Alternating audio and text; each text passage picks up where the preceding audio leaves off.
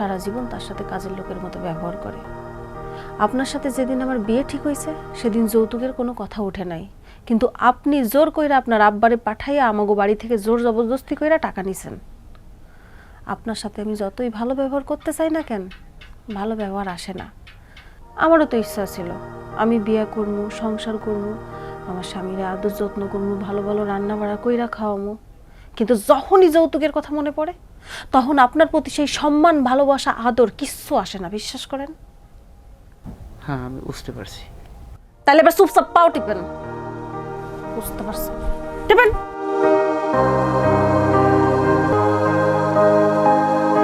ভালো করে টিপেন।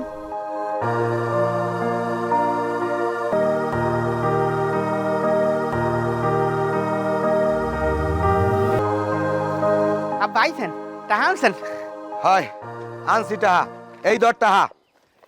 এইবারতে আমার পোলায় আর কাম করবে না। এখন তোর বউরে তালাক দিয়ে আমার লাগলো। এটা আপনি কেমন কথা কইলেন আব্বা? এই মানজারি হালার পালা, তোরে কইছি তোর বউরে তালাক দিবি, নাইলে আমি তালাক দেবো, আমার লাগলো। এই আপনার মাথায় কি কিছু আছে? বউ আমার তালাক দেবেন আপনি?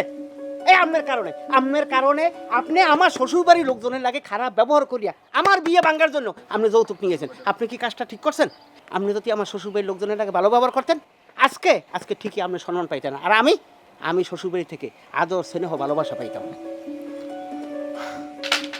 আপনি যেহেতু যৌতুকের টাকা ফেরত দিয়ে দিচ্ছেন, আপনার পোলার সাথে আমি আর কোনোদিন খারাপ ব্যবহার করব না। ভাইজান, আপনি দাঁড়ায় আছেন কেন? তাড়াতাড়ি যান, বাজারে যায় বাজার করে আনেন। আমি আমার শ্বশুরের জন্য, আমার জামাইয়ের জন্য রান্না করব। আপনি আমারে মাফ করে দেন। এতদিন যাবৎ আপনার সাথে আমি অনেক খারাপ ব্যবহার করছি, আমার শ্বশুরে অসম্মান করে কথা কইছি। আমি কথা দিতেছি আপনারে, আর কোনো দিন আমি আপনারে বা আমার শ্বশুরে অসম্মান করে কোনো কথা কমো না। আপনি শ্বশুর আব্বারে নিয়ে ঘরে যান, আমি চা নাস্তার ব্যবস্থা করি।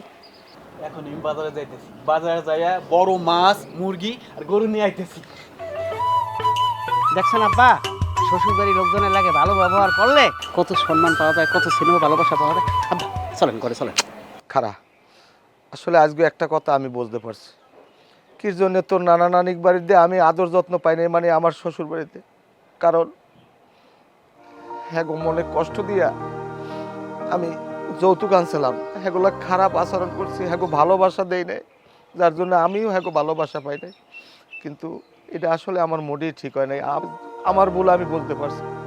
আপনি যে আপনার ভুল বুঝতে পারছেন, আমরা তাতেই খুশি। এ নিয়ে আপনি আর অনুতপ্ত হয়েন না। আপনি আপনার শ্বশুরবাড়ি আদর যত্ন পান নাই তো কি হয়েছে? আপনার ছেলের শ্বশুরবাড়ি আদর যত্ন সম্মান সব কিছু পাইবেন। এই, আপনি আব্বারে নিয়ে ঘরে যান তো তাড়াতাড়ি। আব্বা, ঘরে চলেন। আচ্ছা আচ্ছা ঠিক আছে।